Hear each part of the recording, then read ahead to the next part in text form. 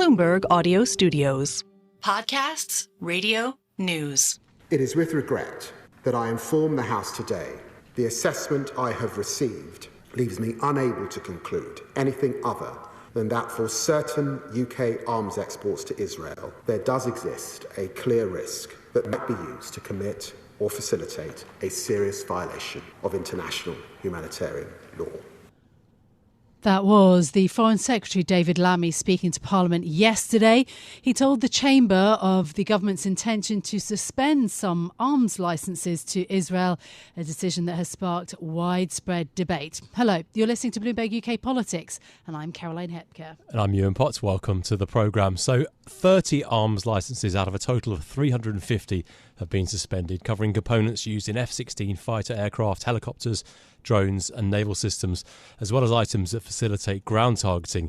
The move comes after a review of the UK arms export regime, which grants permits to defence firms making equipment for Israel.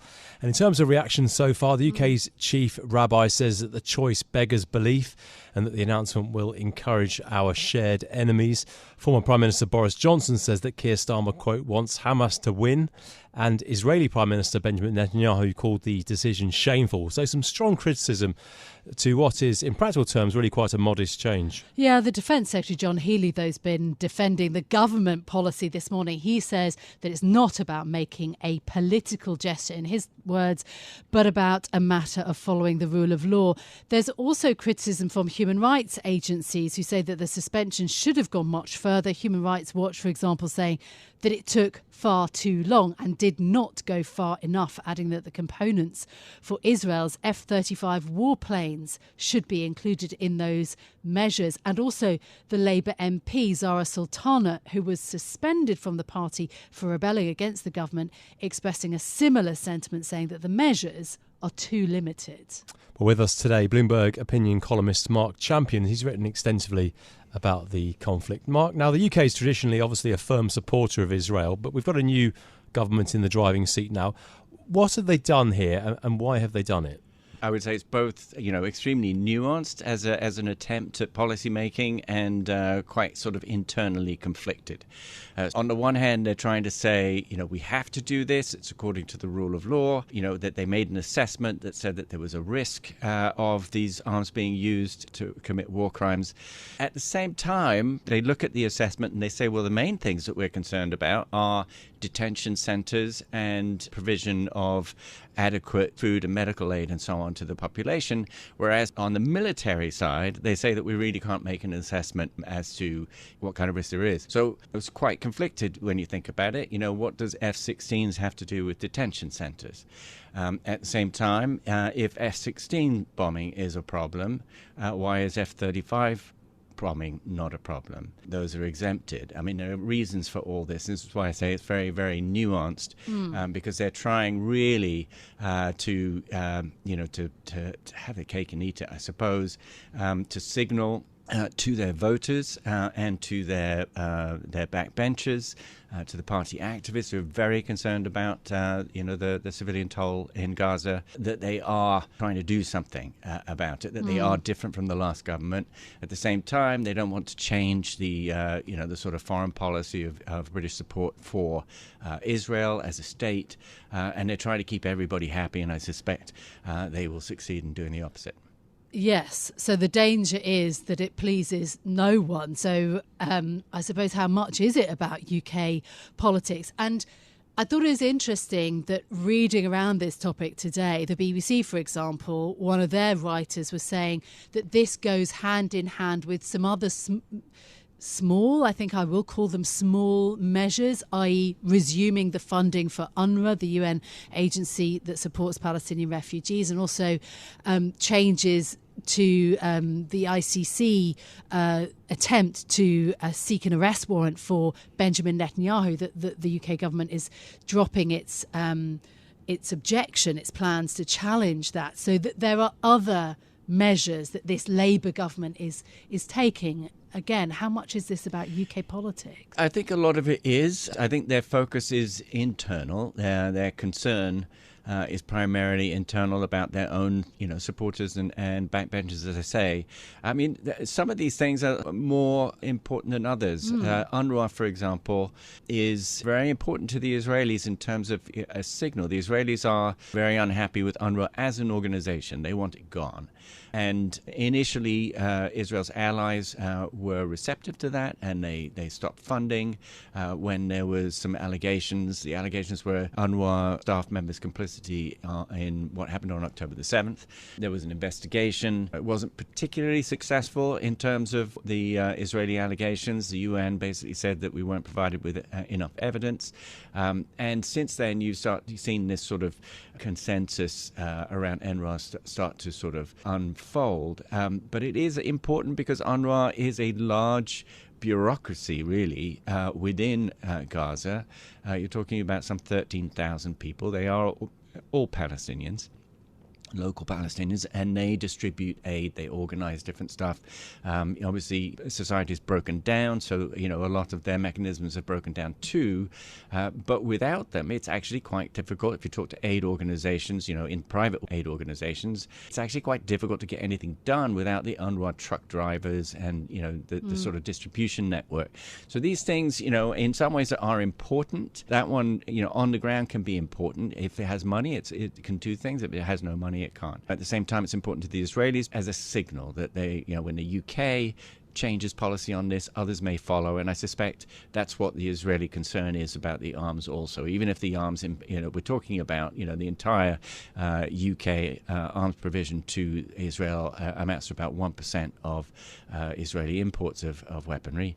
And here we're talking about 30 out of 350 contracts.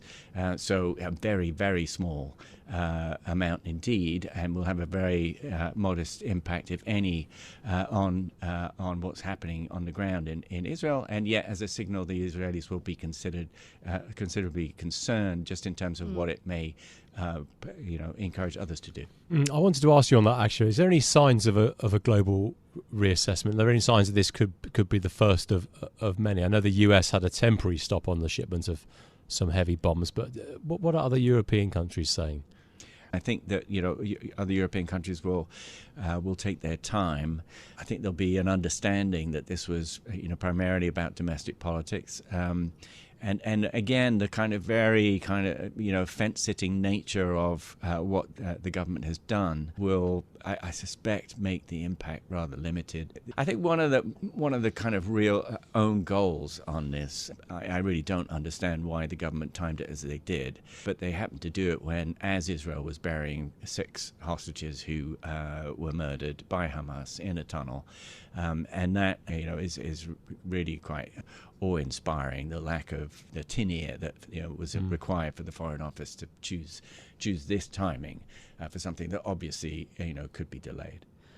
Yeah, indeed. So talk of a kind of diplomatic row really here in the UK, whereas the government and its ministers have said that the timing was driven by the legal process. That question has been put to them in this morning. Why did that happen today? And that was at least the defence of the government in terms of why it happened to be that the timing was today. Look, we have covered this conflict over the 11 months. You have written in depth about the conflict in Israel and Gaza.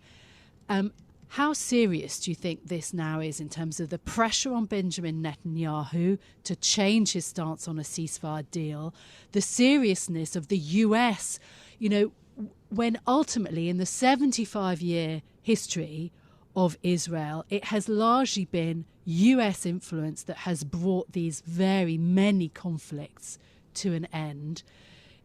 What do we think the Biden administration is going to do? What is the US stance right now, in your view? I think the first thing to say is that this conflict is different from all previous conflicts. Since at least, the 80s. Previously, there was never a sense in Israel that this was existential. And although people outside Israel may find it difficult to really grasp why it is that an attack by a relatively weak terrorist organization is existential, it is and coherently is thought to be so within Israel and by most Israelis, because they don't see it as just about Hamas. They see it as a much, much broader attack on Israel, the start of something that is really coordinated by Iran together with Hezbollah and the Houthis, and so they are.